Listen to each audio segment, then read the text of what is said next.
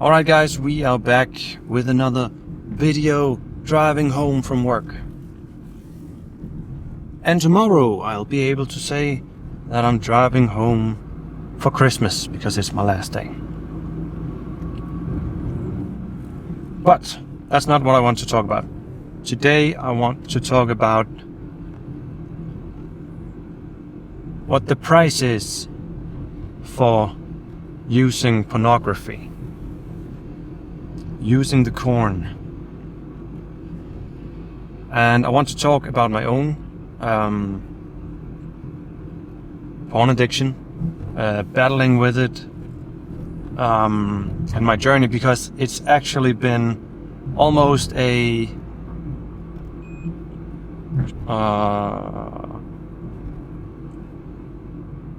it's not almost 20 years, but let's say 16 year. I've been using it for 16 years.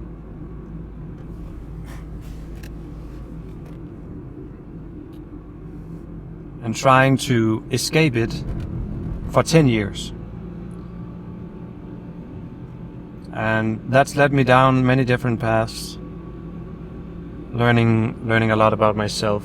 Because with any addiction, it's not about the addiction itself. Although I'd say pornography is different from other addictions, and I'll get into that. But there's always some root problem that you have to take care of before you can beat your addiction.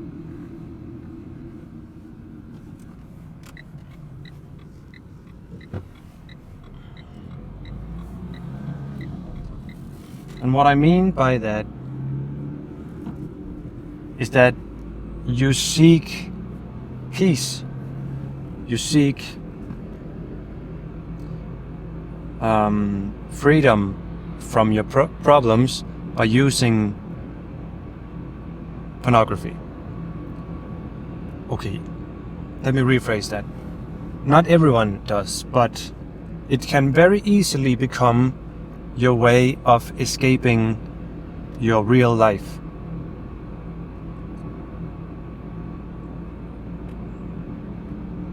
Let's say you feel insecure about talking to girls.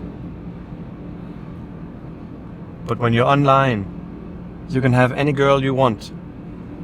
And you can be the person that you want to be, freely. I'd say that counts as an escape, or avoiding the real challenge, which is trying to become more confident in yourself and talking to girls, for example. It could be that your job, you resent your job, you hate it. You don't want to work that job anymore. But instead of facing the conflict and going out of your comfort zone and trying to look for new careers, new jobs, you could turn to pornography and numb the pain and numb the pressure of your needs, like your true needs. For example, going a different career path. So a little bit about my story. I never knew I was addicted until I tried to quit it. That's how most people discover their addictions, that they rely on some sort of external stimuli to feel normal. But you don't feel normal because of the drug. The drug of your choice, you need that to feel normal. So let's try to explain that.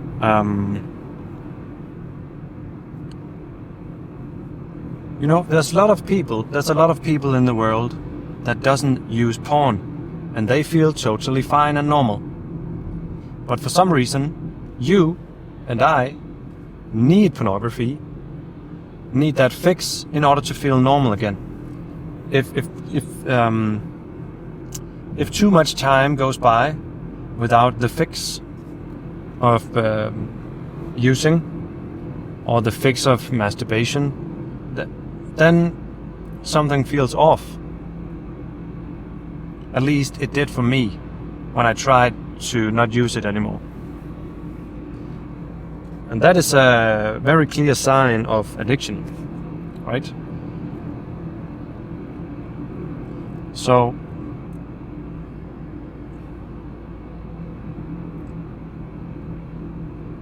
I've always wanted to feel like my true self without needing any super stimulating stuff to feel normal. If you've watched my previous videos that I started uploading 1 year ago, then you know that I've been on some a different 100 plus days streaks, and my last one ended at 138 days or something, and that was truly a transformational time for me.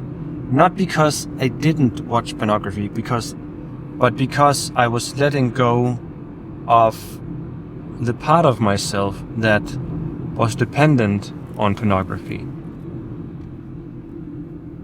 And then you can only evolve in terms of learning something about yourself, doing much more healthy stuff.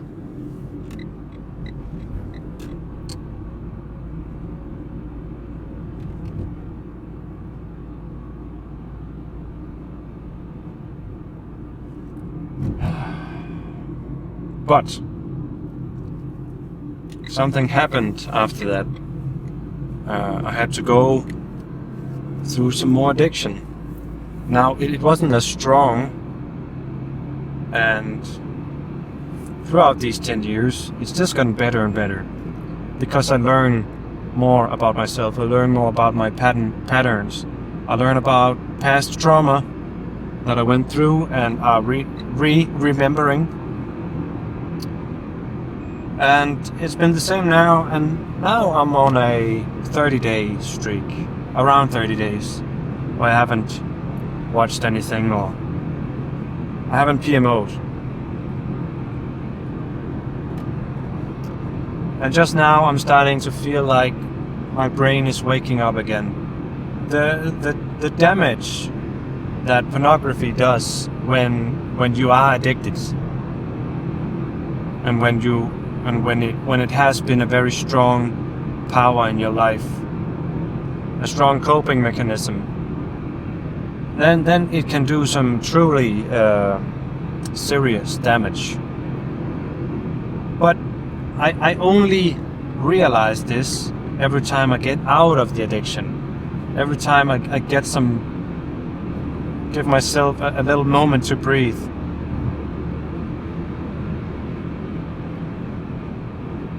And that's what I'm experiencing right now. The days are much easier. Much easier. They are enjoyable. Even though I face hardship. Yeah.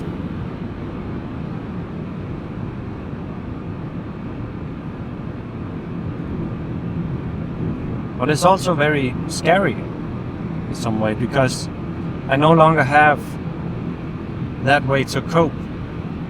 So there is some sort of pain because a part of me, its needs are not being met.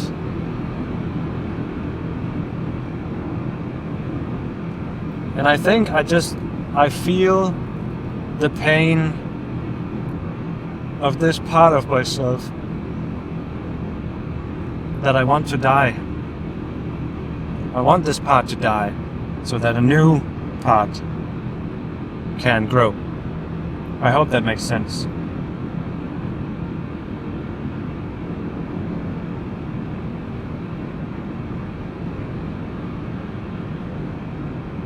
I think, and I hope, but because I can no longer say that I know that I'll quit it, because too many times I've said that and I fell in.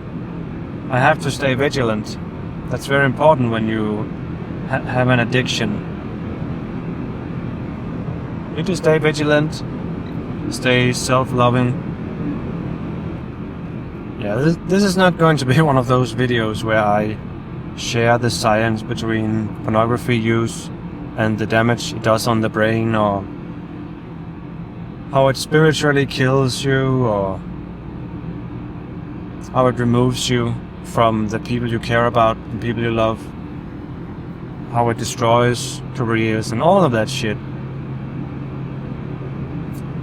I want to talk about what I want to do, and not what escapism looks like, and what it has of and what consequences it has.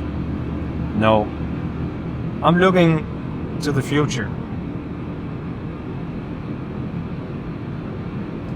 When I get more skills and I'm able to build the house that I want, or fix the house that I want, then I like to build a house. Create a home for me and my kid, where you feel inspired to do many different things other than looking at screens. I think environment is very important when you want to be some sort of, like, the environment will always match the person that you are. So if you create the space that helps you in the direction that you want to be in the direction of the person that you want to be, then I think you should do that. And that's what I'm going to do. So I'd like to build a sauna, because I like to do saunas. I like being melting hot, just sitting there relaxing. I'd love to have a real library with two big chairs, some nice lights, and walls of books going all the way to the ceiling.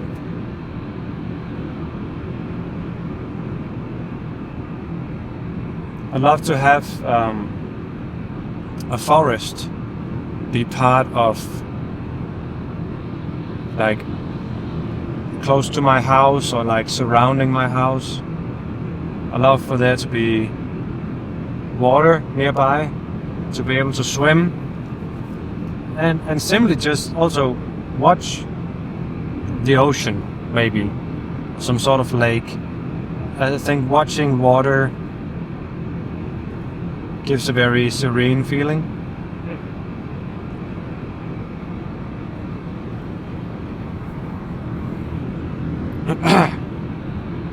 And maybe even one day raise my own cattle. I've realized how important meat and animal-based products are for human health. It's really saved my life. I used to be a vegan, eating plant-based for 3 years. I did that many years ago, and then I did it for like 3 whole years, and it did so much damage to my body and to my well-being and my brain. But ever since switching to all animal-based products, fish, meat, butter, eggs, tallow, bone broth, it's just rejuvenated my entire being.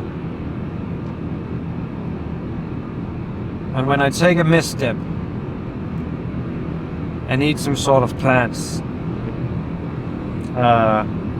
it just hurts me a lot. And I have to spend a lot of time rebuilding. And it's so insane. And I know it's because there's something wrong with my stomach, and I'm working on fixing it. But plants make it worse. And that is just the fact. So, I love to raise my own cattle and make sure that it's antibiotic free and grass fed, and that and all the cattle feels like it had a nice life before I eventually eat it, right? Because all of this is very important to have the right meat. If you eat meat that doesn't have the right omega-3s to omega-6 ratio, then it will be hurtful. Not as hurtful as plants, but it will still be something wrong with the meat. And it's the same if the chickens where you from homes goddamn eating eggs, if the eggs from the chickens are not raised well, oh man, my words don't work. You have to bear with me. It's been a long day.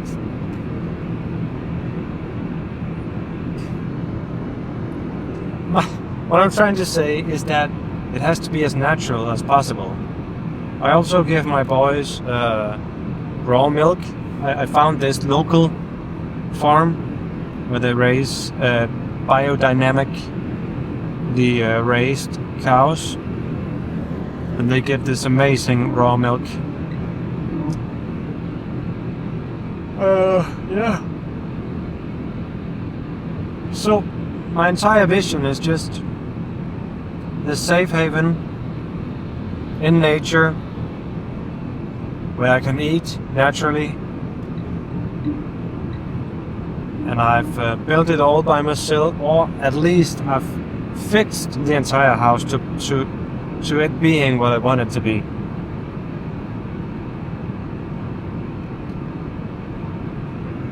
Now I am divorced, so I haven't quite figured out that part of the equation yet.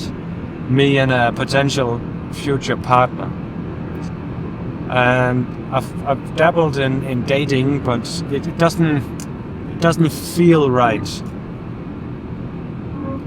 I've cut it off with the few women that I've dated with, and I just think I've had to listen to my own intuition and just accept that the time is not right for that yet. And I think what's important is building my person, taking care of myself up until the point where I feel like,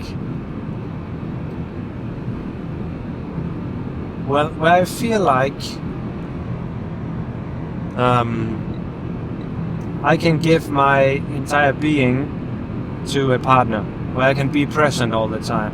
But right now I feel like I have so many projects going that I want to focus on. Dating feels like a burden right now. I have a lot of building to do internally, not eternally, externally and internally. And going back to pornography, that if I delve into pornography and use it, it's going to mess up my entire plan, because everything feels more dull when you use super stimulating stuff.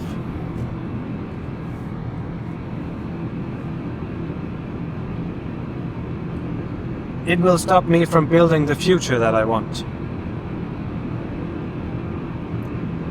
And right now, after 30 days of not consuming, I feel very much on track, and I feel hopeful.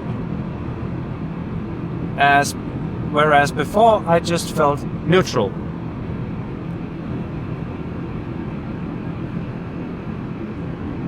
And like feeling drive, feeling motivated, feeling inspired, feeling happy about doing what you do. That is going to be essential to staying on the path and eventually at achieving your goals. And that is why these super stimulating habits are so very dangerous, because they can quite literally halt your entire life, because you feel sedated, you feel content, and contentment can be fine, but it can also just make sure that you don't do anything with your life, and the years just go by and by and by, and you don't do anything.